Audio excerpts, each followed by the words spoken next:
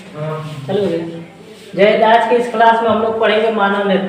ठीक है, मानव नेत्र क्या होता है, हम बताए थे आंख, नाक, मुंह, त्वचा, ये 5 ज्ञानेंद्रियां होती हैं हमारे शरीर में।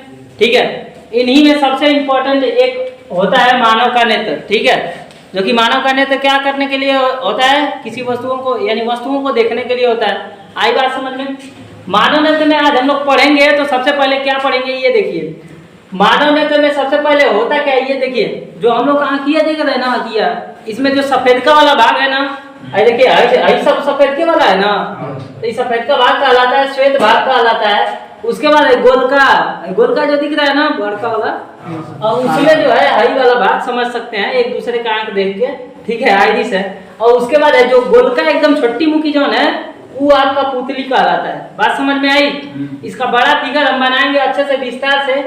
ठीक है, और देखिए इसमें क्या होता है कि कभी कभी हम लोगों को क्या करना पड़ता है कि अधिक प्रकाश में या कम प्रकाश में, अगर मान लीजिए हम टॉर्च बार है आपकी आंखों पे, तो क्या होता है देखिए चकचोनी लग जाता है। चकचोनी में क्या होता है कि पुतलियां जो होती है वो क्या होती है, छोटी हो जाती है।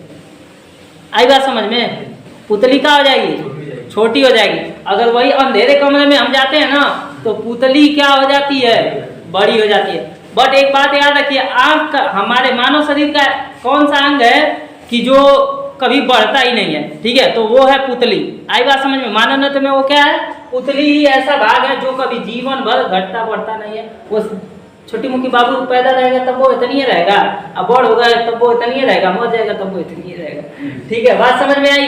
तो पुतली को याद रखिएगा, पुतली एक ऐसा भाग होता है हमारे शरीर का जो कभी घटता बढ़ता नहीं है। बस हाँ, मतलब उसका साइज हमेशा सिमित रहता है। कब बढ़ता है कब घटता है, यानी कम प्रकाश में क्या हो जाएगा, फैल जाएगा। कम प्रकाश में क्या हमको कम दिखाई देगा, तो कम दिखाई देने के लिए ज्यादा मेहनत करना पड़ेगा कि नहीं? ऐसे ऐसे कई लोग करके देखते हैं, होता है कि नहीं?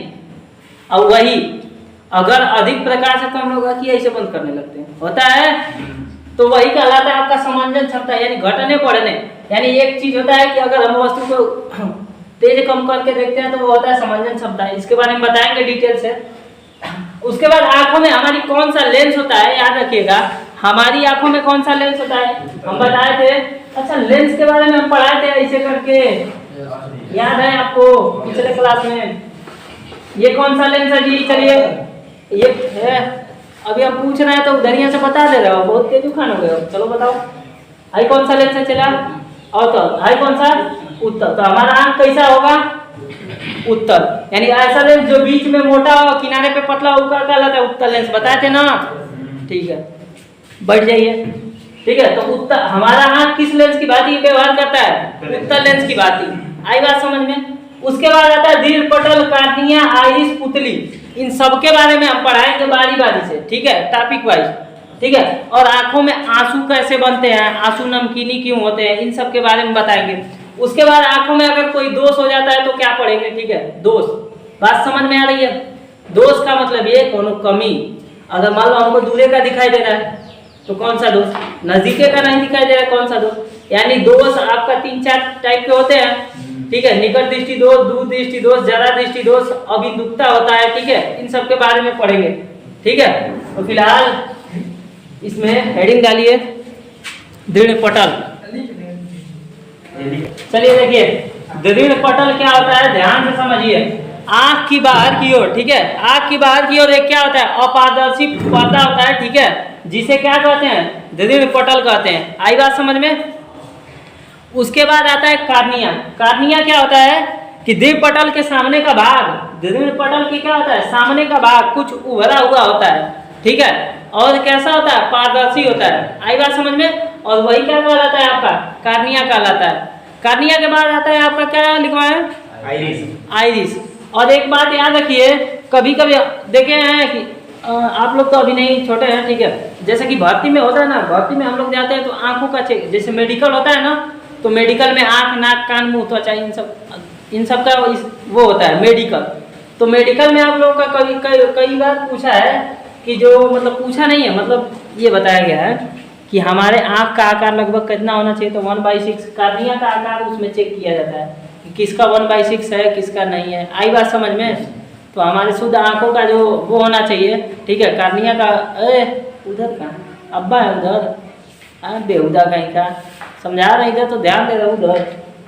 देखिए, तो जो कार्निया होता है, कार्निया हमारे आंख का कितना होता है 1/6 होता है। आई बात समझ में। और जब भी मेडिकल होता है तो हमेशा उसमें चेक किया जाता है नेवी, एयरफोर्स और एनडीए में कि हमारे आंख मतलब आंखों का जो आकार है कितना है, 1/6 होना चाहिए, तभी वो भर्ती में लेंगे। क्लियर है?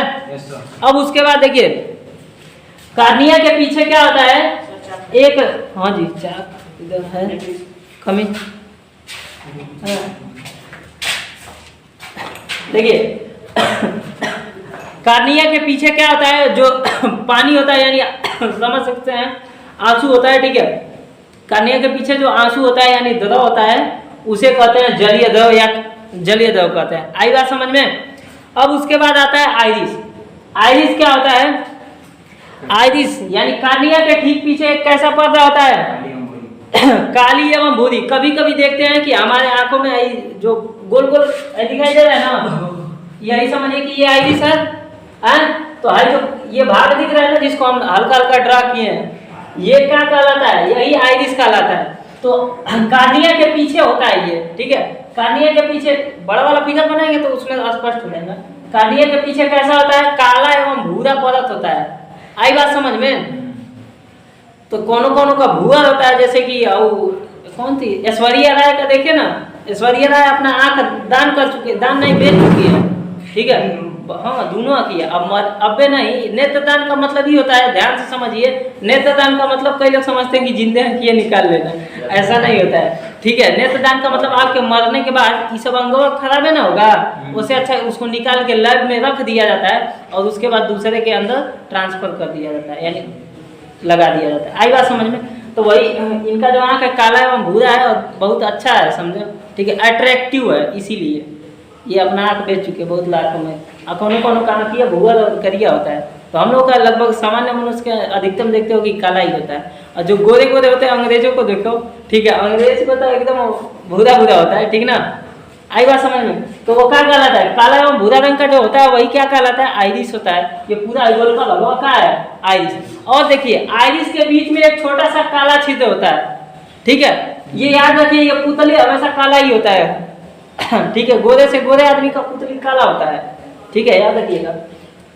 तो गोले के बीच यानी आइरिस के बीच छोटा सा छिद्र होता है जो काले रंग का होता है, वो क्या कहलाता है आपका, पुतली। पुतली तक क्लियर है ना। अब पुतली के बाद कई चीजें हैं, ठीक है, उसके बारे में बताएंगे, फिर उसके बाद आपको दोष के बारे में पढ़ाएंगे, ठीक है।